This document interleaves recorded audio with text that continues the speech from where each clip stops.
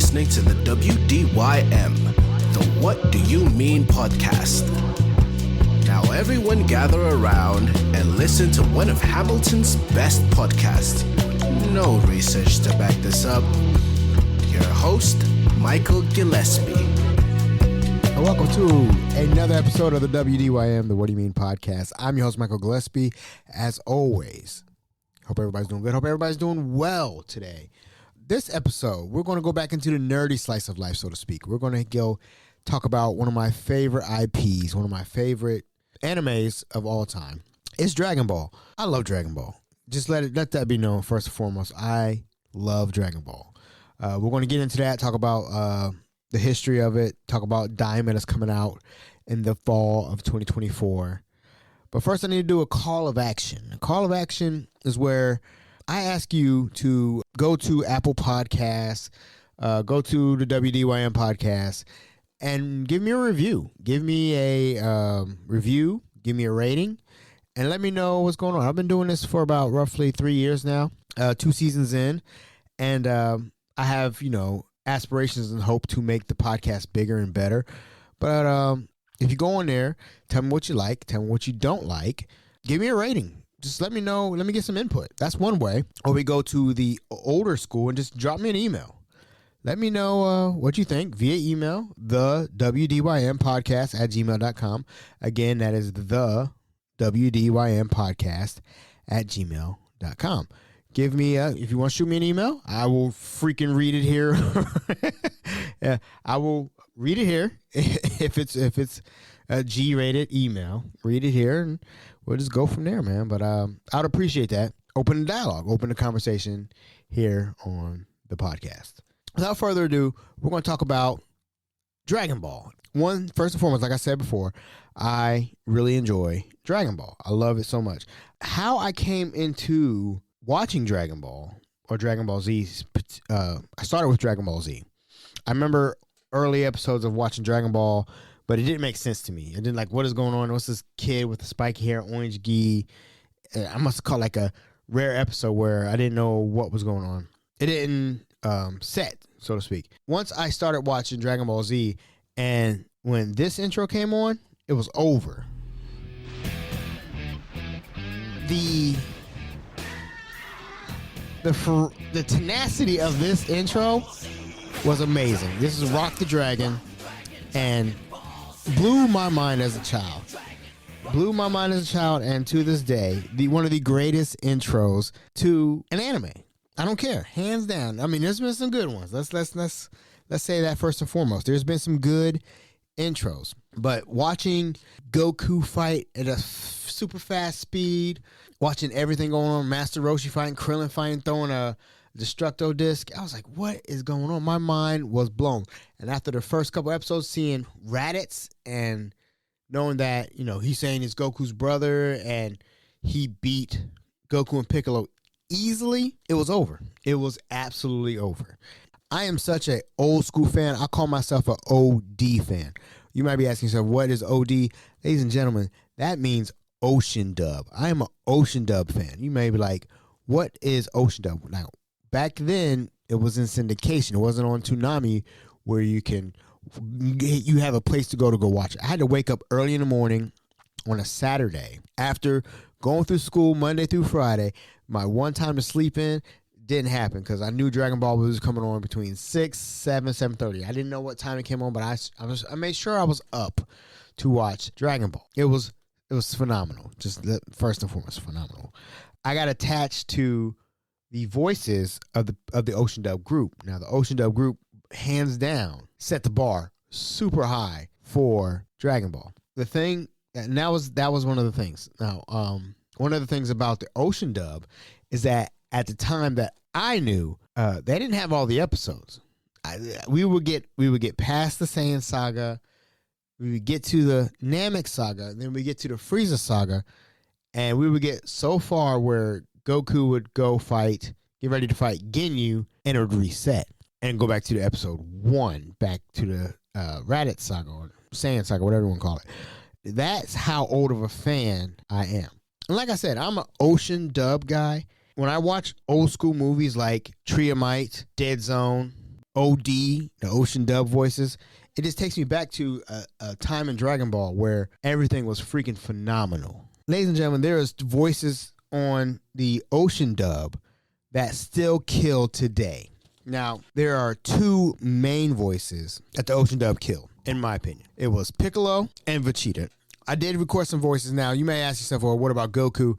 Sean Shamel is Goku. So I'm not even going to try to compare the OD Goku's voice with Sean Shamel. Sean Shamel has completely owned the role. He's taken over the role. So that's not even up for question right now. Sean Shamel owns that role. But when it comes to the Ocean Dub, there's some lines in there. There's some acting in there that is freaking amazing. Now, you may have heard some of the Ocean Dub and then compare it to Funimation. You think that's good.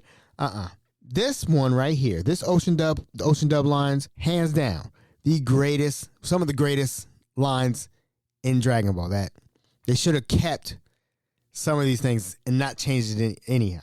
Not changed any of it. The first example is when Goku first comes back to Earth after getting his training from King Kai, and they ask his power level. Amazing. Vegeta, what does the scouter say about his power level? It's over 9,000! What, 9,000? Amazing. That delivery, amazing. That's another hook by Brian Drummond. Brian Drummond was the original voice of Vegeta. Oh, he kills it. And another one that hands down kills it for the OD Ocean Dub people is Scott McNeil. Scott McNeil played Piccolo. He put so much of him in Piccolo. It's irreplaceable. If you're Ocean Dub fan, Scott McNeil is your Piccolo. Just listen to this example of his version of Piccolo. I'm finished with you, Garlic. You'll wish you were dead. You'll be helpless. Try to imagine how it'll feel to live unable to do anything with all that power you possess. Then you'll know what hell is really like.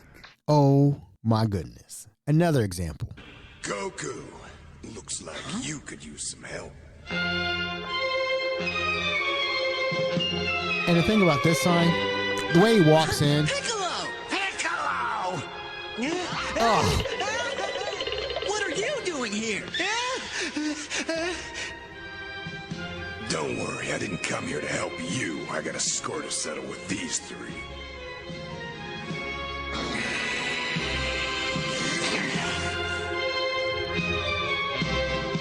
So, the one thing I do want to add to that is that over the course of the series, Piccolo has matured, and that's the only reason why I give Chris Sabat some credit. He has matured Piccolo to a point where he sounds like what I would think Piccolo would sound like in the modern day time of Dragon Ball, in the Dragon Ball Super era towards the end of Z. This is the way it sounds like. Now, Chris Sabat, hands down, is a great voice actor. He's done numerous voices for Funimation and everything. And here's an example of Chris Sabat as Piccolo. Do you want to know what he's thinking? He's not thinking about strength or about competition. He's wondering why his father is standing there, letting him die. And so your son may be the most powerful person in the world, but he's also a scared 11-year-old boy.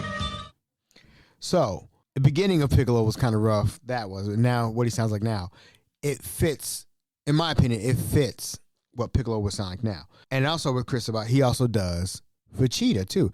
And his Vegeta has gotten better over time. At first, it was a little rough, a little sketchy, but his version of Vegeta is it's decent. It is time to take back what is mine. I will not live my life as your second. That time is over. Every breath you take is an assault to my honor. But no more, Kakarot. By my hands, you will be cut down inch by inch. The way you have cut down my pride. Vegeta, what did you say his power level is? It's over 9,000. Does that sound like the Ocean Dub to you? It doesn't. Now, look, again, I want to give credit where credit is due. Chris Sabat is a great voice actor, but he's not Brian Drummond. I keep forgetting that you're an Earthling now. You don't even have a tail, do you? Why did you let them operate on you? What'd they do? Get you while you were sleeping? Now I see why you have no desire. Oh, my God. That's my background. I am an Ocean Dub Dragon Ball fan. Always will be. If I get a chance to watch Ocean Dub, I will. All the way through the Frieza saga. That's where I stop. Reason why? They messed up Cell so bad. That's the only bad. I've heard Boo before Ocean Dub, and that's bad too. But the Ocean Dub Cell, trash. Impressive. I must admit you've exceeded me, Trunks. At least in the area of brute strength.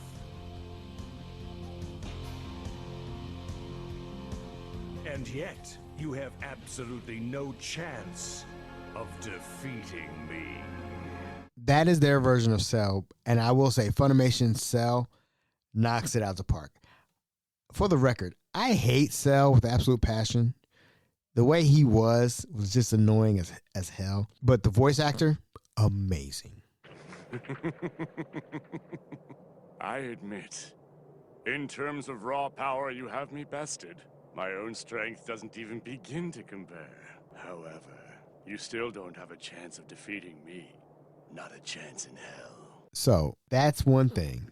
That is one thing Funimation has done well. Cell, Boo, Mr. Satan, those voices are out the park, top notch, good Funimation. But before we go there, I just want to play one of my favorite clips of Scott McNeil's Piccolo because it's amazing, man. I feel like fans of Dragon Ball today have no idea what Ocean Dub was. His Piccolo, amazing. You're gonna pay for what you did to me.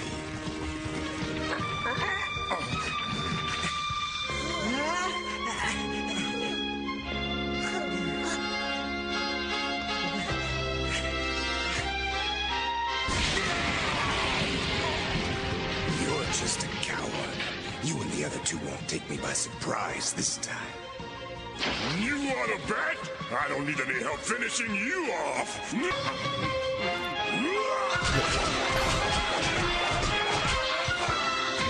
Scott McNeil, stop. That yell? Are you kidding me? Scott McNeil is a monster. Three of you are so easy to beat one-on-one.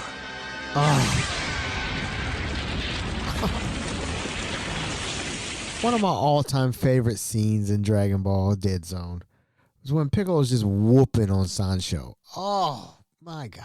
If you get a chance, go watch. If you find a copy of the Ocean Dub Dragon Ball Z first movie called Dead Zone, you get to see Kami actually fight. You can see Garlic Jr. You can see like an old school before Super Saiyan was a thing. Goku, Krillin, Gohan, and Piccolo. Amazing.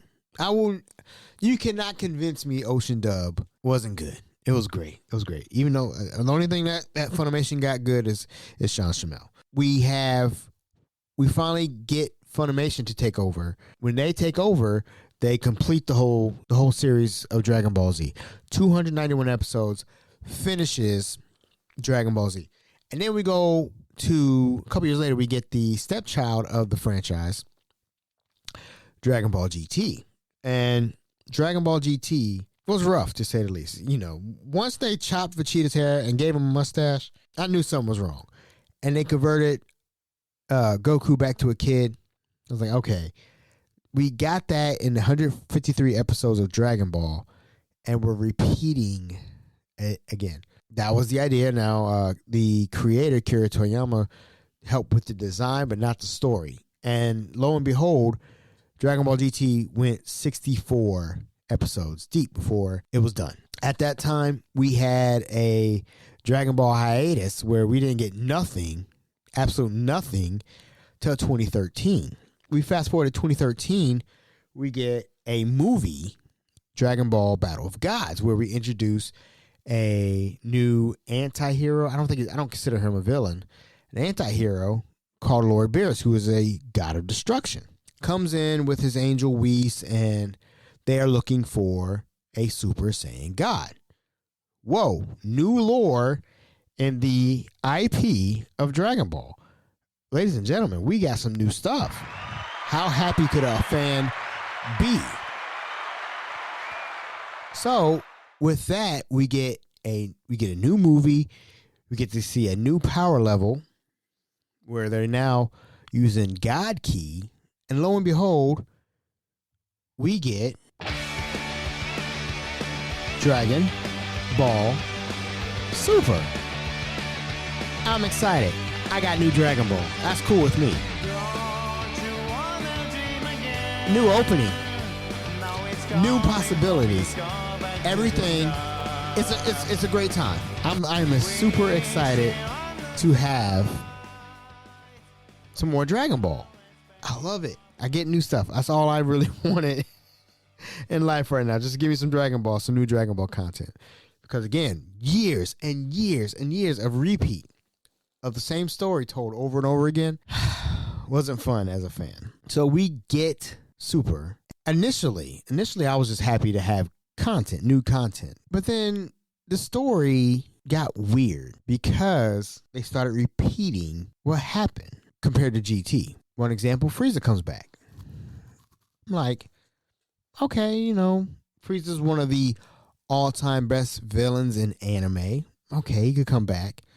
Whatever. Then future Trunks comes back. I was like, okay, we're repeating the same story. Okay. 17 is super strong. Okay, that's like Dragon Ball GT with Super 17. Whatever. I mean, it's basically they're repeating some of the stories that we got in GT. And 64 episodes says GT wasn't good. So, and I can tell you that GT wasn't great or good at all. So Super comes out and has currently 7 arcs. I count 7 arcs. The Beerus Saga, Universe 6 Saga, the Future Trunks Saga, the Tournament of Power. That was good. And now we're into manga-only sagas with the Galactic Patrol or the Moro Saga, and then the Granola Saga. And then we get movies in between there. After Battle of Gods, we get Resurrection F, which was okay, to say the least. After that, we got Broly, Dragon Ball Super Broly, where we get to find out Broly can actually talk. They redo Broly where he is a talker and not just saying Kakarot all the time and destroying. But he does go berserk in the movie. Spoiler alert if you haven't seen it already. So we're repeating storylines again. We're repeating a lot of storylines. Come on, guys. Why are we doing this? And then at that point, Dragon Ball Super ends. 131 episodes. That's it. That's the end of Dragon Ball Super. So where do we go from here? Because the manga is still coming out once a month in Japan, and we're starting to get volumes over here. And then again, they go beyond the anime, but we don't get nothing. We don't get nothing in between it. The anime's been shut down because of poor animation, and I guess, at this time, Digimon was coming out with a 20-year anniversary. The studio decided to focus on that, but Dragon Ball is just sitting there with a internet show, Dragon Ball Heroes. And it's just basically, what if Super Saiyan God Goku fought Super Saiyan 4 Goku? So Goku versus Goku. It's just a whole bunch of what ifs and all that stuff. And it was just, to me, not entertaining at all. Not entertaining at all. I'm not even going to waste my time watching it because they're just making things up and all that. I was like, yo, if it's not storyline Dragon Ball, then I'm not going to watch it. So with no anime, at 2018, there's no anime. We have to wait 4 years before we get something. And what do we get? We get a breath of fresh air when it comes to the anime with another movie, Dragon Ball Super, Superhero. We're not listening to Head Shala no more. We're getting a new soundtrack. Goku and Vegeta are not the main characters. Gohan and Piccolo are. How exciting is that for me? Fresh blood. Because if you know Dragon Ball, now we have Piccolo and Gohan being the main protagonists of the show. Goku and Vegeta were nowhere to be seen. And we have a new soundtrack. So everything is a breath of fresh air for the Dragon Ball community, in my opinion. And it was what was needed. We need Goten and Trunks to freaking grow up. And we need Piccolo and Gohan to be protagonists. Now, the villain of the story, is Cell, which is a repeat of what's been happening before, but it's not the same Cell from the series. So they get half credit for it. So that's the last thing we got. Now, again, the manga is ongoing. We're finally getting into some new stuff now with the, I guess we're going to call it the Black Frieza saga, because Frieza's now black. So the future is now about to be ongoing. And now they introduced a new anime called Dragon Ball Daima. Now you may ask yourself, what is Daima? Well, they go on to say Daima's coming out fall 2024, a story that's never been told. And I'm guessing, again, they didn't give us a lot of information to go by, just that basically everybody turns into kids with the exception of Gohan. I didn't see Gohan turn into a kid. I didn't, and Gohan just got this new form, this beast form. I'm hoping makes him the lead character from now on, but we'll see. But yeah, everybody's been turned into a kid. Even the Supreme Kai, Kibito, they're all kids. Goku, Vegeta, everybody. Knock knock. Dragon Ball GT. So a story has never been told before. And I'm assuming there's a couple assumptions through this whole thing, is that this is happening between a 10-year gap between the death of Kid Buu and then the next tournament with Oob. But we decided to turn everybody into kids like GT. And the thing that I'm trying to understand is why. Why are we doing this? Because if you want to tell a story about a kid, you got Oob. You got Oob just sitting there. He's barely been touched in the Super manga, barely been touched in the Super anime, and there's so much potential to have the reincarnated version of Kid Buu doing the journeys that Goku and Vegeta are doing now that they're kids. You can't tell me that's not entertaining when the idea of Majin Buu being a destructive, powerful force destroying the whole universe and having Oob go through that universe or anything like that. I'm not saying I'm a writer or anything like that, but I can tell stories like that. I'm like, for example, let's just shoot the breeze real quick. Let's just say somebody comes to Earth and recognizes Majin Buu or Kid Buu's power, and they see it's an innocent child. He wants to take revenge on Oob. That story could play out. There's so much potential with telling the story from Oob's point of view as opposed to Goku and Vegeta. But I'm starting to think when we'll ever get away from Goku and Vegeta. That's the main thing. So Daima comes out fall 2024, and yes, let it be known that yes, I am excited to have some Dragon Ball. Again, Dragon Ball is my all-time favorite anime. It's my favorite so much that I've decided to make my own universe from Dragon Ball. Create my own story so I could write my own story and have my own fun of how things should be or how things could be if they decided to extend the universe that way. There's plenty of things to write about when it comes to Dragon Ball. Trust me on that. But Daima's out, and Daima will come out this year. And yes, I want the content. I want to have something to entertain myself with. So I'm not even going to act like that's not what, I'm not going to act like I'm not excited to have any Dragon Ball content. But why can't we get Super, like a Super Season 2 or something like that? But we're getting Daima. And again, I'm excited. I want it. I do want it. But I think they should have used Oob. I think they should have used Oob. So what are your thoughts on Dragon Ball, if you care? I do. I do a lot. So I'm hoping Dragon Ball Daima is good. Animation's crisp, but it's that 10-year gap where a whole bunch of things happen. And one more thing. Why I got this? Let me talk over the music real quick. It's 10-year gap. A lot of things happen, but then we get to after the gap, after the tournament, they all normal. So yeah, makes you go, But again, hit me up. Email me. Drop me a review. Please do. Again, the WDYM podcast at gmail.com. I hope to hear from you guys soon. I'm your host, Michael Gillespie of the said podcast. I'm not going to say it again. Thank you for tuning in, and I will see you soon, guys. Peace out, Girl Scout, Boy Scout. Peace.